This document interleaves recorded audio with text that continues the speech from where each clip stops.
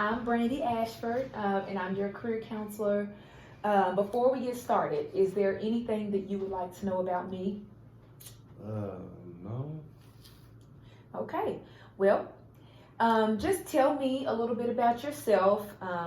Anything that you think would help me to get to know you better. Yeah, my name is Martin Ashford. To begin with, I've been working here at the fire department for 6 years now. I love what I do, and I just looking to excel more and learn more. Okay. So what type of occupations were you aware of growing up? Like people around you, what type of jobs do they have? Well, as a kid, you always see, or in school, you fire department or police. Every kid wants to do that, or somebody in that field. Then you have personally maintenance men and custodial workers. Warehouse people work in warehouses. Local grocery stores and fast food. That's really about it. And sports, I guess. Some people make it to be, professional athletes. Anybody you know personally? Yeah. I know a couple guys who went on to be professional basketball players, whether it's in the NBA or overseas. That's cool. I think that's it. That's good. So tell me a little bit about your work experiences in the past and in the present. Well, I guess my real first job was in high school, where I did my coach would set us up to do summer camps for smaller kids, sports camps. And then growing up as an adult, my very first job was Walmart as a sales associate. Ran the cash register, did just about anything, stock, everything that they need me to do. Then I moved on from there to a warehouse job, which is gauze, sells uniforms for different companies and accessories. I worked in a warehouse there, driving forklifts and using pallet jacks and loading trucks, picking orders. And from there, I went another warehouse job. And then after that, I came to the fire department, and I've been there for 6 years. So 6 years long. I'm actually custodian. I forgot I did that as well for a little bit as a part-time job. Okay. All right. So, what is important to you in a career, and on the other end, what's not really important to you? Something that's important to me is one, I gotta the job that I have hopefully would help me financially. Of course. That's always important. Of course. Also, I have to like what I do. I work jobs that I absolutely hated and never liked to go, but I had to go because you have to provide for yourself and your family. Right. As far as what's not important, I don't know. I never thought of it. Is having friends at work important? Not necessarily having friends, but you gotta be able to get along. Yeah. That's important. The relationship. We have to be able to work together. But having friends is not really important. I don't have to be a friend to like you and get along with you or be able to work with you. That's true. Okay. So tell me about your cultural and ethnic background. Just how you grew up as far as socioeconomic status, where you might have lived, and things like that. Just talk a little bit about that. I was born in Atlanta, Georgia. I lived there till I was 10. Growing up there, we lived in low-income neighborhoods, I would say. And at one point, who were actually homeless. But then we moved here when I was 10 in Lexington. And we moved up to middle. Growing up was always like middle class. Yeah. Once you moved here? Once I moved here, Okay. things got better. Okay. Middle class, I would say. Now, we're, I guess, upper middle class. We got, I have a pretty good job. My wife has a pretty good job, so we make good money. So we live in a pretty good neighborhood. Okay. So tell me about your religious or your spiritual background, and how important is that in your life now? Growing up as a child, I was, I guess, Baptist. Grew up Baptist. I got married. My wife was Pentecostal. Spent a few years in that church, in that religion, which is great, both of them. And what was the question? How important is it in your life? Religion is important. It's important. It helps with your day to day, or with my day to day, as far as faith and things that I want out of life. And so I say it's very important. Okay. So going along with that, how is your religious or spiritual background related to your current career goals? Current career goals, I'm not sure, but I will say in my career that where I deal with a lot, and see a lot, it's great to have that foundation to help deal with, and to help other people deal with that may not have, a religious background or that foundation, just to talk to people and help them out.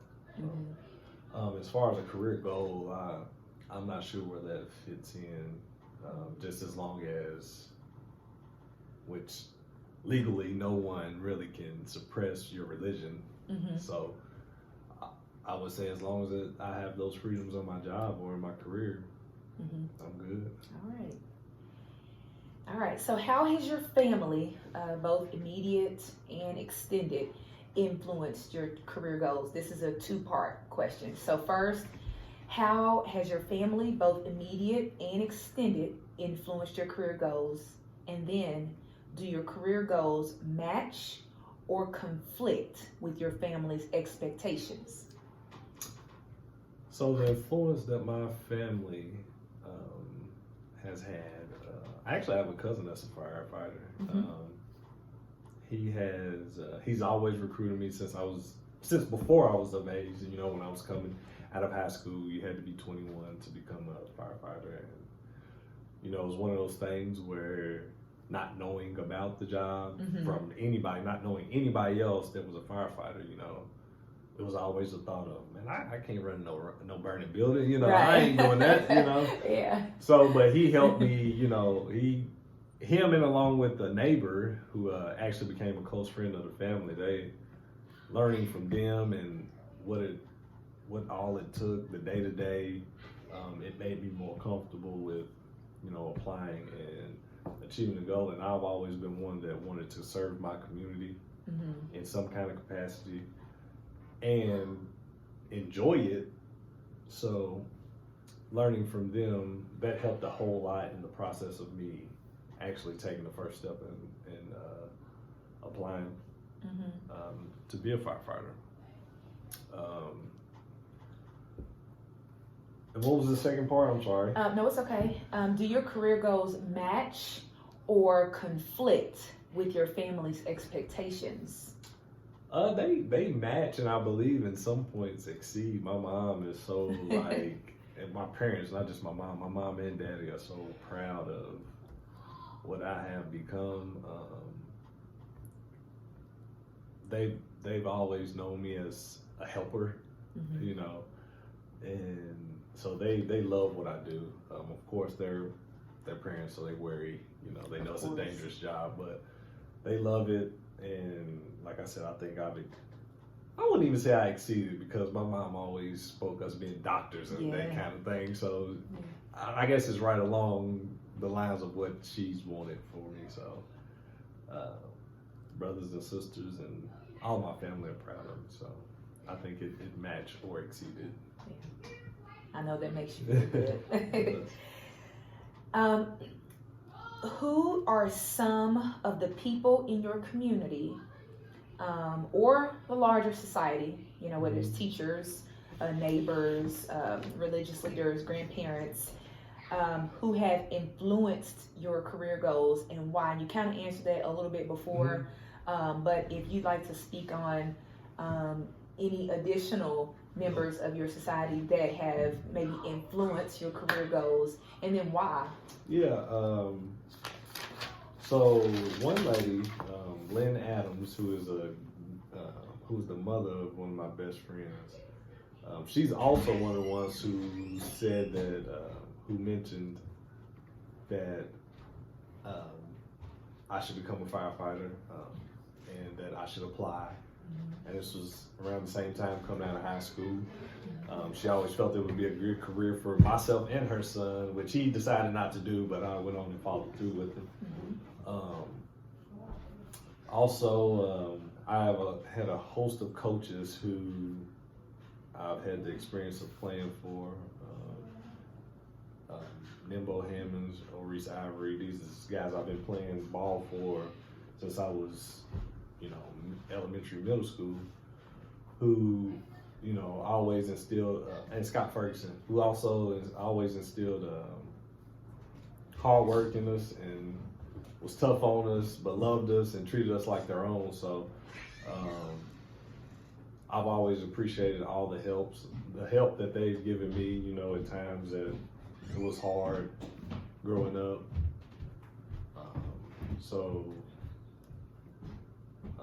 Those guys really helped me, and I still have relationships with these people today. So those are people I'll never forget. All right, so moving right along, as a person who is a young African-American man, what do you see as your greatest challenge and the greatest asset to you pursuing your goals? Greatest challenge is just that, you know, being an African-American man, you know, you not always seen as equal as far as ability or intelligent. So you find yourself always trying to prove yourself, or having to go that extra mile to be on the level with everyone else. Also, you know, just growing up, and I've always grew up in the city area, so for my career as a firefighter, there's never been like a volunteer fire department where you can get that experience. So coming in, I was just raw, just fresh, no experience at all. So that was one of the biggest challenges as far as my career goes. But I've learned a lot since then. Yeah. One of my biggest assets is the willing to learn and not minding, you know, hard work. I've always grew up on hard work and having to earn everything that I got. So that's one of my biggest assets. I'm always wanting to learn, even when I get in the positions that I want. I still want to learn more. Yes, and continue to grow. Right. We've covered a lot of information today. Is there anything you would like to add? Perhaps we missed some information that you would like to share? No. Again, this is a career that I think I want to, you know, retire from and continue to excel and promote in. Just the more I can learn, the better person I can be and the better I can help serve my community in the capacity I'm in. All right. Well, thank you so much for coming in and talking with me today, and I'm looking forward to our next session. Thank you. Thank you for having me.